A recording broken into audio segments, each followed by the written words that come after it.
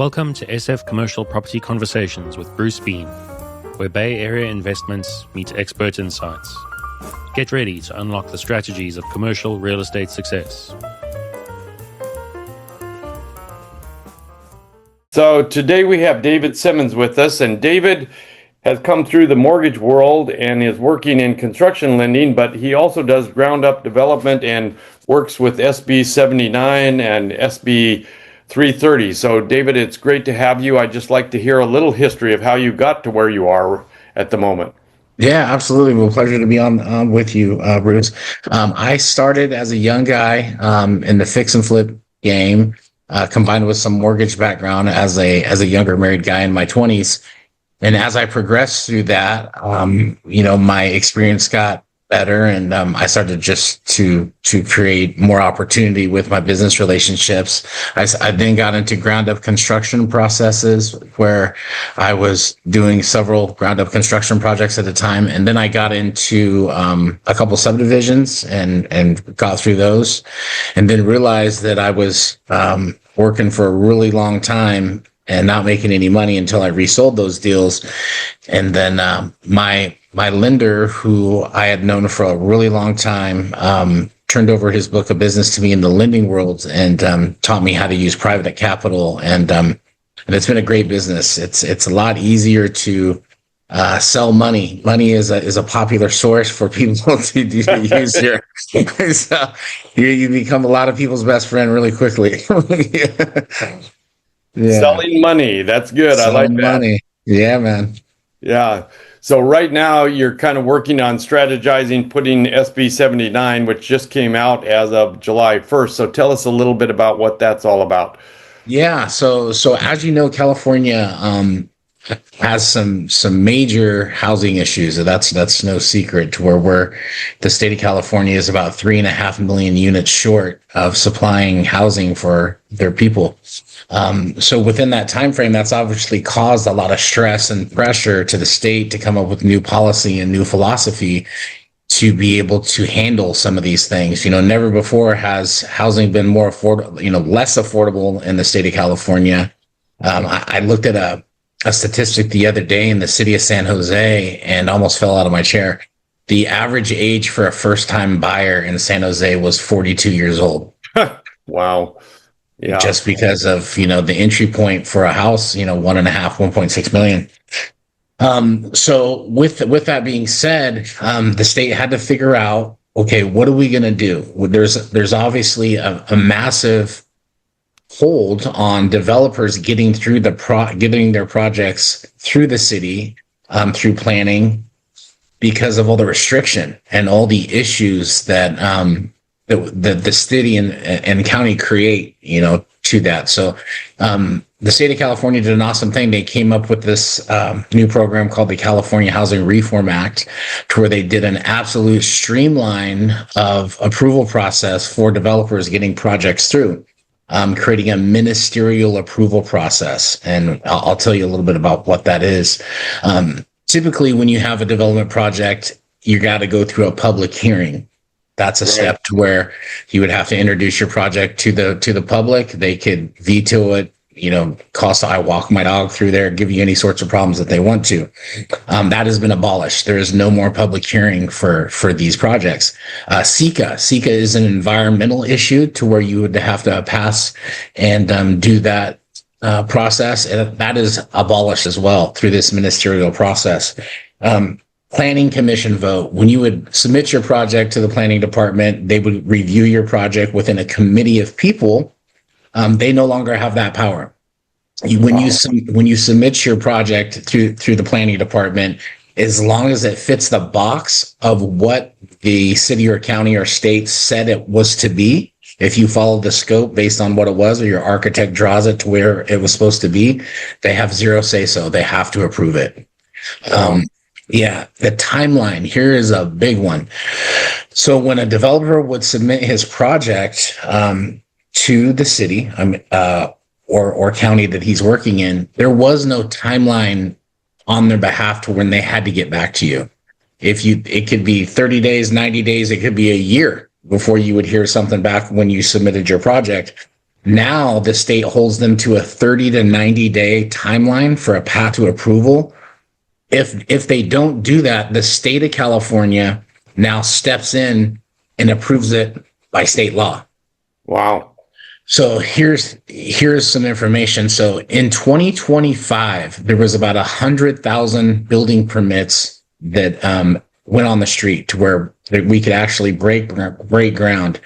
Within at the Capitol in Sacramento, the new pro forma for these cities and other municipal areas, it's now 500,000. Oh, wow. So it went from 100,000 to 500,000. And if the city or county doesn't meet their quota, they get fined by the attorney general. Right. So you have a serious, opportunistic storm of deregulation from the state of California and the planning committees with all these new zoning opportunities. AB 1033, SB 79. So that's where I've really, delve into to try to take advantage of those two opportunities that the state of California has given. I'm sorry. Yeah, no, wow, to go from 100,000 to 500,000, that's quite a leap. Yeah, so they're obviously needing some tax revenue, and I think there's just been so many problems with people saying, "Hey, we can't afford a house. When we live here, we pay our taxes." I think the Pacific Palisades fires definitely moved some mountains there. Right. There's only been 2 houses that have gone through planning commission and they actually received a permit. That's terrible. So as these things come to fruition, these new zoning instruments, creating these new density laws, SB 79 specifically is one that I think is incredible because you can take any type of parcel, whether it's zoned commercial, single family, multifamily, whatever it is zoned. It could be a parking lot. You can now have that rezoned based on their law of 90 days to a multi-family condominium building 6 to 9 stories tall. Wow. In that time frame. So, as re-entitling properties typically is a 1.5 to 2 year process in the state of California. Right. So it's a massively desired project to where we are, able to deliver that entitlement in high density areas where there's a lot of people that need housing. So creating that new envelope for homeowners, I think is really cool. No, that's fantastic. So I'm curious, you're looking out there, you're looking in the transit-oriented development areas, which are like a quarter mile to a half mile away from any kind of train or transit center. So and you're looking for vacant properties, retail properties, those kind of things right now. Yeah. And you're starting to team up with people to potentially redevelop these sites? I have, yeah.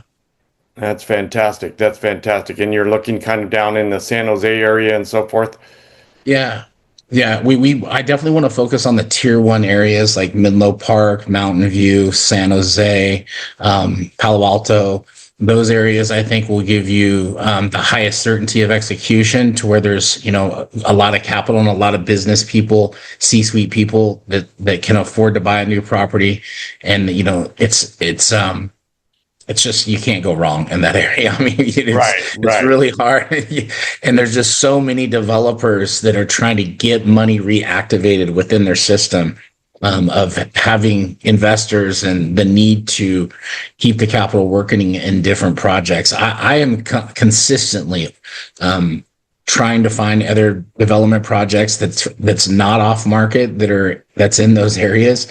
I will get them and I will underwrite them to take them to my baseline profit margin, and then I'll do the complete pro forma. I'll go through the entire thing, and then I'll deliver it to the seller. And then he'll call me back and said, "Hey man, I appreciate your offer, but it sold for $2 million more than what you did." I'm like, "Oh my gosh." So it's wild out there. Yeah, no, it's a crazy world. There's high demand and people are trying to redevelop all over the place, but it's still very difficult. So I'm curious how you're looking for property, how you're marketing your services. Yeah. So great question. So looking for property, I've actually teamed up and with a couple people that one of them was the vice president of DR Horton in their land acquisition department. They kind of stepped away from DR Horton and kind of went solo.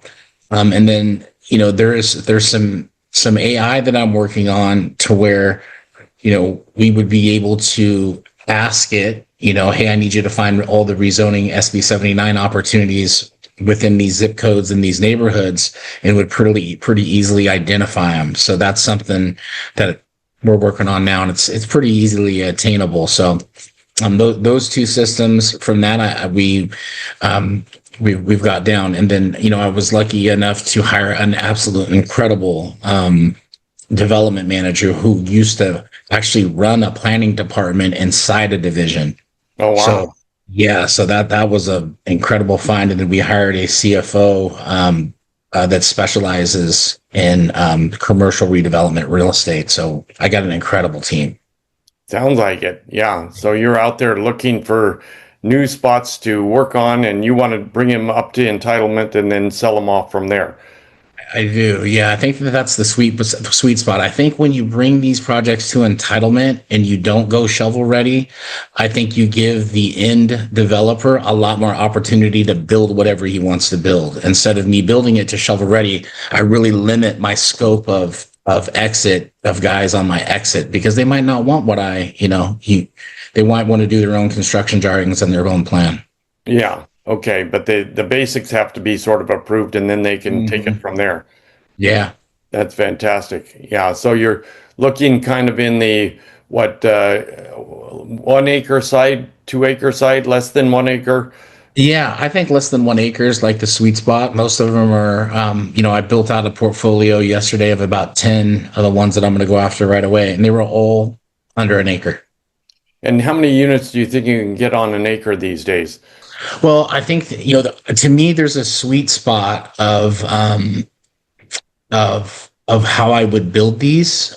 So, I think if you go 5 stories high, because once you go 5 stories high, you can still use wood frame, right? Once you go to 6, now you're into metal. So that creates a lot more cost in your construction. So if you did, 20 units on 5 stories, it's pretty good.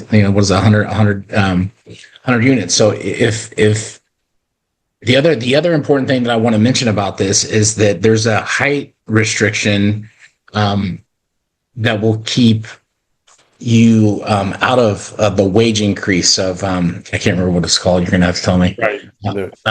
Prevailing wage. Once, if you go over 75 feet on your building, you got to go prevailing wage. So I think it's 5 stories high, and 75 feet is what your model should stay around. If you go over that, you can get into some really expensive stuff. Right. What about building on a podium? Have you looked at that? Yeah, I think that's a good idea. Yeah, so you can build a podium and then go 5 stories above the podium. Yeah. With stick built. Yeah. Yeah, so it's all possible. So this is fantastic. I'm very curious how you're going to go in the next 6 to 8 months. I think we're going to have to reconvene and see how some of these projects are coming along. Yeah, that would be awesome. I'd love to. Okay, well, let's keep in touch. Where can people get a hold of you right now, David? Yeah, so my website is www.strata, STRATA, the letter X, dev.com. So strataxdev.com, or they can just email me at dave@strataxdev.com. That is fantastic. All right. Well, I think there's probably plenty of people out there looking for this opportunity. They may have land, and they want to see what they can do with it. So awesome. Very interesting process. Yeah. So let's keep in touch. Let's reconvene in 3 to 6 months and see where we're headed from here. Let's do it. I'm happy to reconnect. It'll be great. That's a wrap on today's journey through the SF commercial real estate scene. Ready to share your story? Visit sfcommercialconversations.com/guest. Your insights could lead the next conversation.